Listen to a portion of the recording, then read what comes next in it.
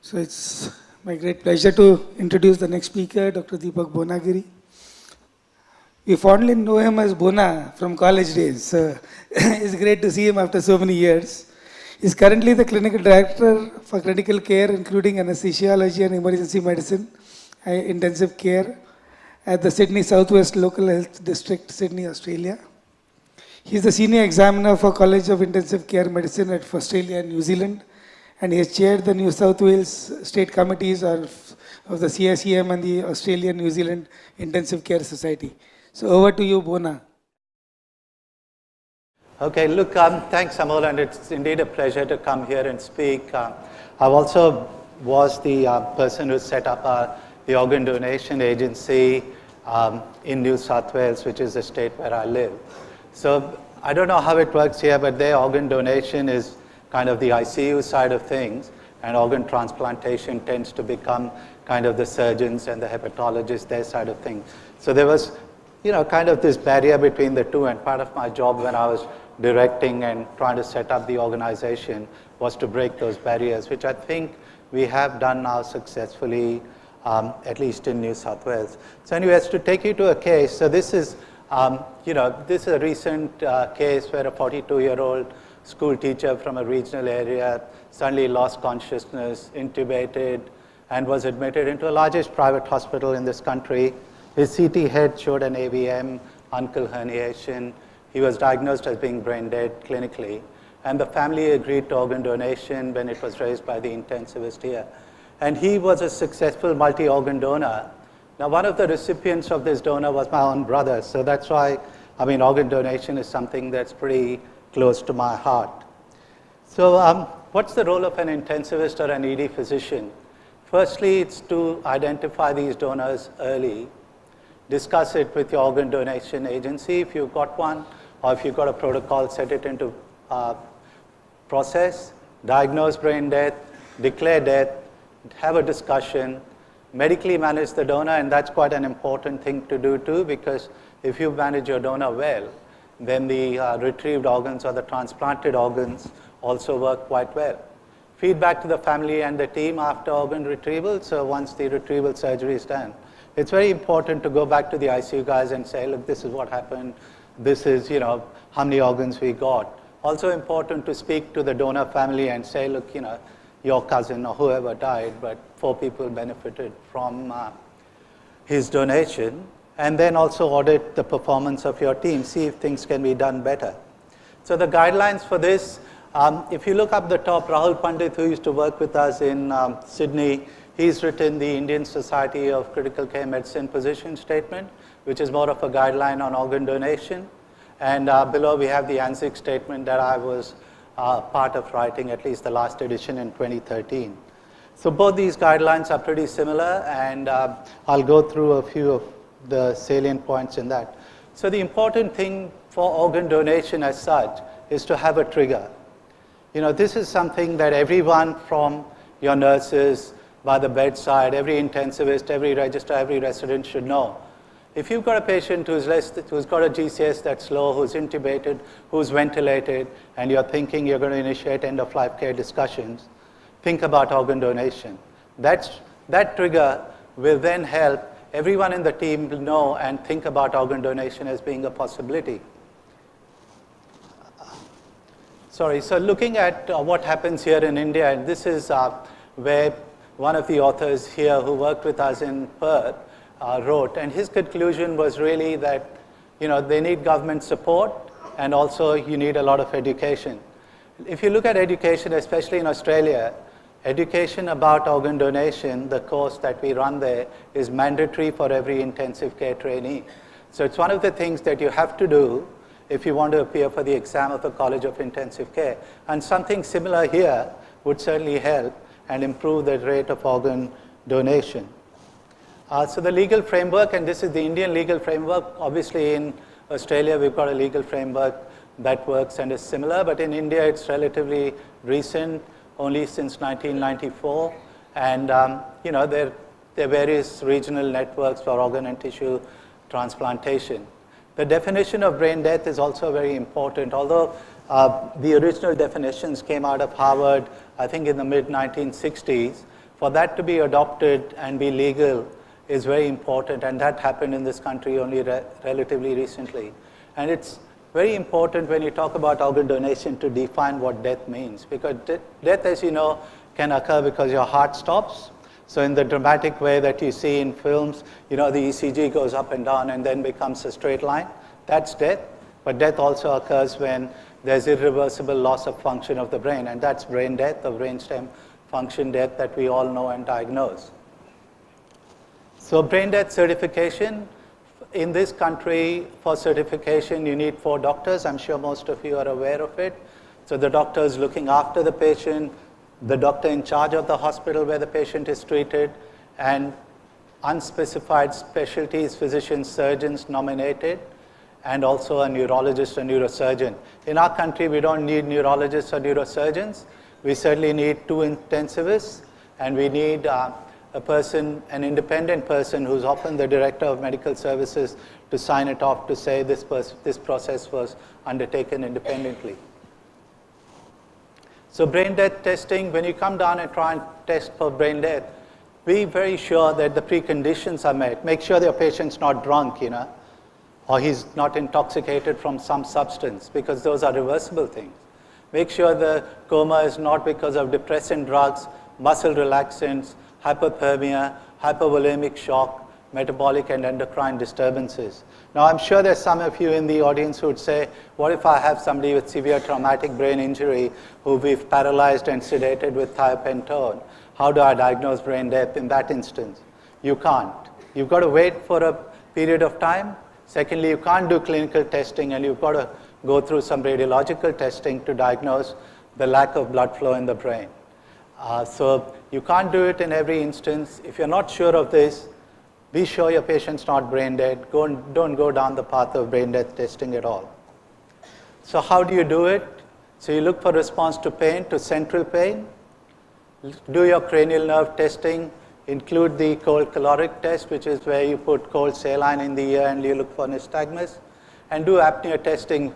This is one of the most fascinating things that trainees should observe, because contrary to everything you ever do in intensive care, this is when you pull somebody off a ventilator, wait till their CO2 rises or their pH goes down, and try and see if they're breathing. The best way to do it, and the way I do it, is I connect somebody to a ventilator bag. I expose them to make sure I can see their abdomen, take them off the ventilator, and wait. And you wait for 5 minutes on the clock, get a blood gas, make sure your pH is less than 7.3 or your PCO2 is more than 30, and make sure in that interim time you've seen no respiratory excursions. So that's how we do apnea testing. We normally have a form, and we just tick through the forms, 2 of us, and that then means that we can declare somebody dead by brainstem function. And that's a legal definition of death. Also important to know that these observations are compatible. So some observations are compatible with brain death. Spinal reflexes, sweating, blushing, tachycardia, normotension, and absence of DI. What's incompatible is seizures, extensor or flexor responses to pain, or posturing. So if somebody is doing that, they're not brain dead. Now, it's very important, the spinal reflexes especially, because I remember when I was running the organ donation agency, we got a big complaint from one of the porters, the one, the ward boy who was taking a brain dead patient from the ICU down to theater for retrieval.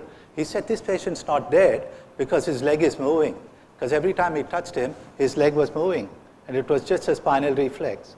But that's the kind of thing, and it's a team, So you as a doctor know he's dead, but what about that poor porter? He thinks that, like they read in the newspapers, you're going about taking organs from people who are not yet dead. They think it's a conspiracy. So you've got to be really sure that you explain to the whole team what's going on, and make sure that education is not just with doctors, but also nurses and also porters, ward boys. Consent, so this is from the Indian Society guidelines. So you try your best to ascertain or to try and make sure you know what the person who's dead wanted. Because essentially consent can never be given for organ donation by anyone else. No one else can consent for your organs to be given to somebody else. You're the only person who can consent. At best, what you can do is ask your relatives to say, would this person have consented to organ donation if they were in a situation where they were able to make that decision. And that's what you can best determine. Having registries is very important. We have registries. We used to have it on the driving license in New South Wales. They got rid of that because they found that people ticked no only because they didn't want to go through another 6 questions when they were standing for 4 hours in a queue to get their driving license. So they got rid of that. We've got the Australian Organ Donor Registry where people can now go in and register what their wishes are about organ donation. But I see in India there's now the NATO Organ Donor Register. I don't know how many people are on the registry at the moment, but it's certainly worthwhile having access to that registry if you're a center that has a big enough ICU. Next of kin consent. So you need to be trained to speak to relatives about organ donation and give them a sensitive and a detailed version of what happens with organ donation. So this is the Indian thing. That's the spouse, the son or daughter, or the parent. So that's the hierarchy of people who can consent to organ donation. In case of a difference within the family, what we find is you just give them more time. And often what you find in organ donation is you'll find this relative, an uncle who's never seen this relative for like 3, 4, 5 years, who suddenly comes in and says, it's against our religion. And it's just, you know, it just throws the whole spanner into the whole works, because the whole family wants to donate the organs of the person who's dying, and this person who's never seen him for years just turns up and makes decisions. So it's good to have a strategy of how you deal with these kind of things. And there's a Form 8 that you need to fill. And you know, if it's a coroner's case in our instance, or here if it's a medical legal case, you need to involve the police in that. You find that the coroner or the police are very supportive of these things, but you need to involve them early because they have a bit of a lag time before they'll turn up. So who pays? That's quite important in this country. In Australia, the government pays for it, so we never have an issue of money. But out here, you've got to be sure that you've got somebody paying for it. And that can become, as Prasad will tell you, that can become an issue, you know, because your patient is dead. Who's going to pay for the next 24 hours of ICU? Is the hospital going to wear it? Is other people who are going to get the organs pay for it? You need to have some institutional understanding of what's going to happen there. So medical suitability. So again, exclusion criteria, having active HIV is an exclusion, although more and more people say HIV is a treatable disease. Why don't you just transplant the organ and treat the recipient with antiretroviral drugs? Most transplanters say no to that, despite that being a possibility. Systemic viral infections and active malignancy or a history of malignancy, which has a high risk of transmission, those are all very straightforward things that you would exclude in terms of medical suitability. Bacteremia or fungemia is not an absolute contraindication, and acute renal failure is often not a contraindication because you can dialyze, and if it's just ATN, it does recover with time. The age limits for different organs, that vary from country to country. This I've picked from the Indian guidelines. In Australia, we take what we call extended criteria donors, so we'll take slightly older donors who don't have too many comorbidities. So this is the thing that I find quite interesting, which is the physiological and metabolic changes during brain death. So you get hemodynamic instability almost inevitably when somebody is going through that process of brain death. DI, now it's not inevitable, but you'll see it very often. You see like 300, 400, 500 mils of very dilute urine and a hypernatremia. If you see it, I'd just suggest in a brain dead donor, if they're hypotensive, start an infusion of vasopressin at 0.5 units an hour or so.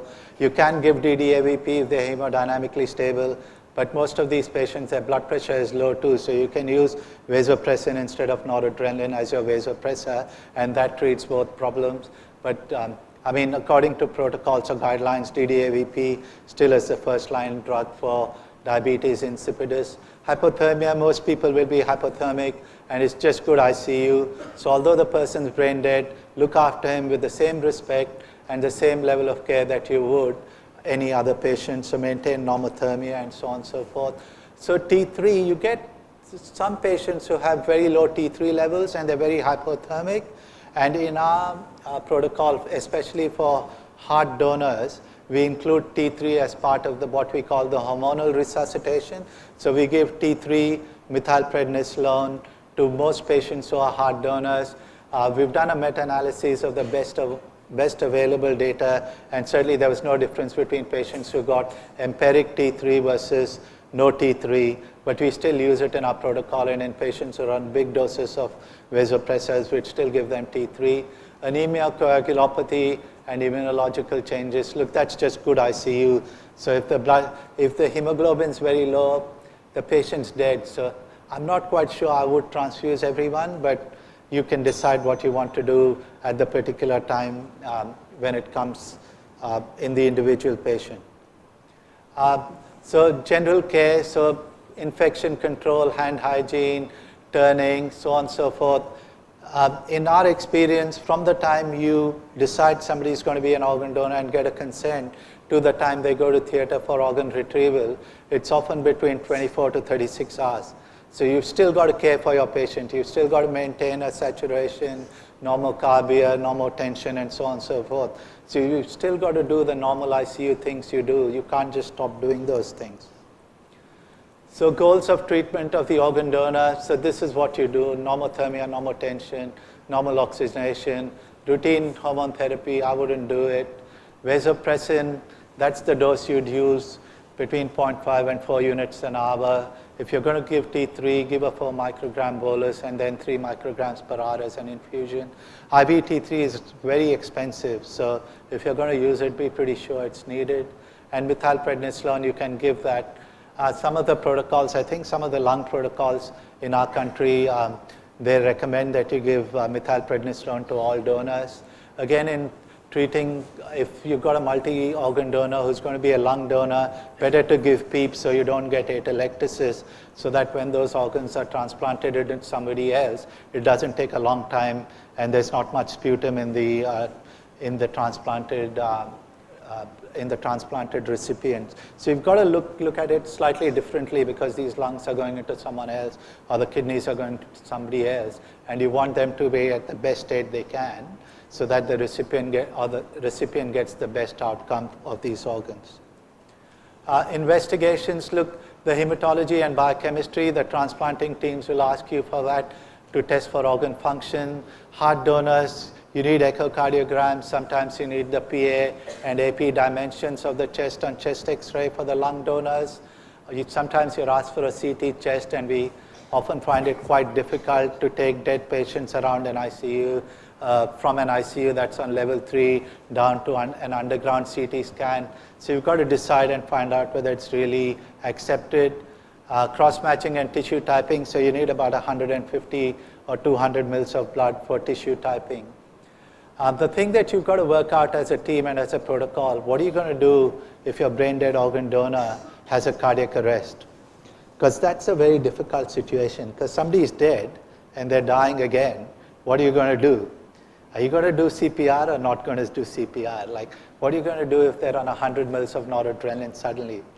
And that's something that, you know, in most instances, what we do is we would do limited CPR, or maybe cardiovert once or twice, replace some electrolytes, but certainly not go the whole 20 minutes or do 3 or 4 cycles of ALS.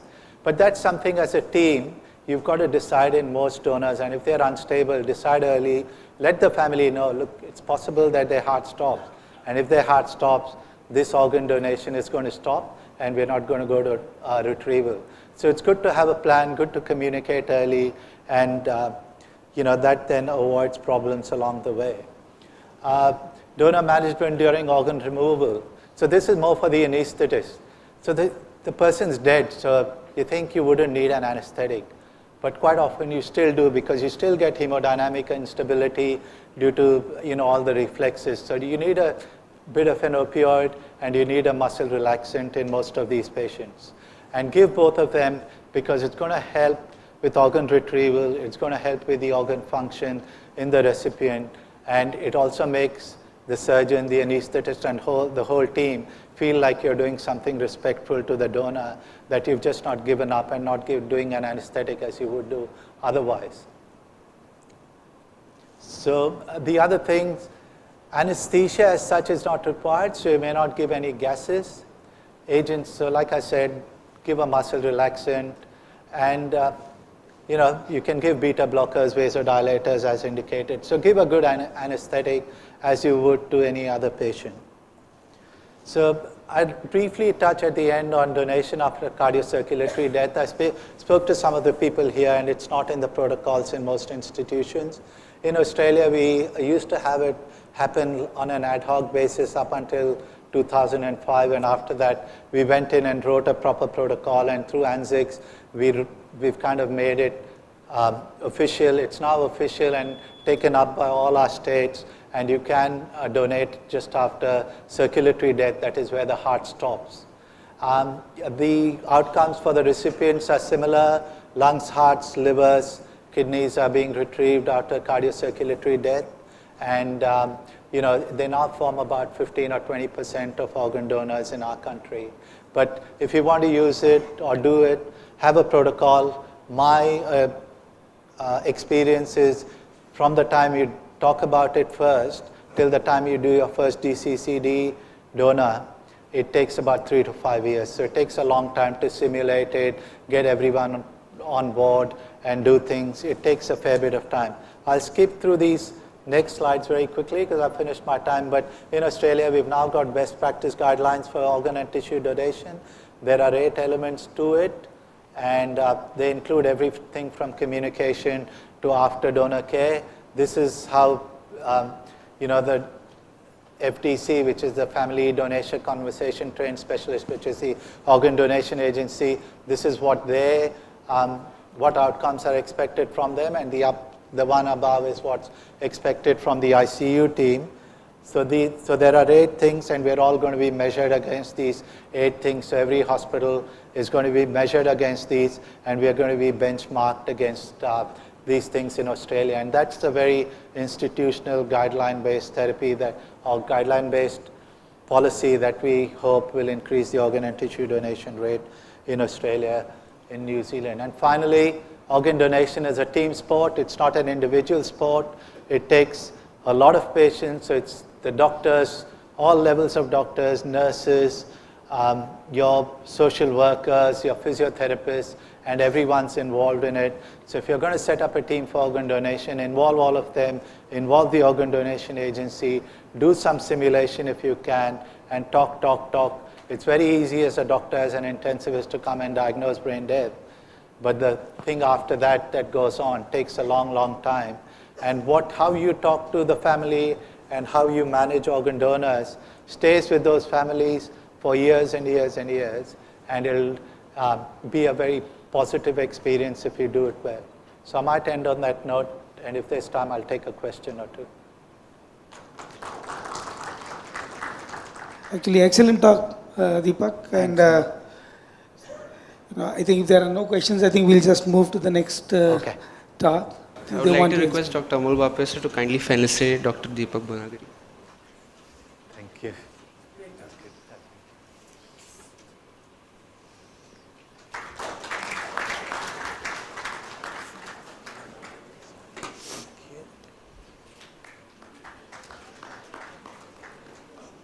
This is the important bit, isn't it?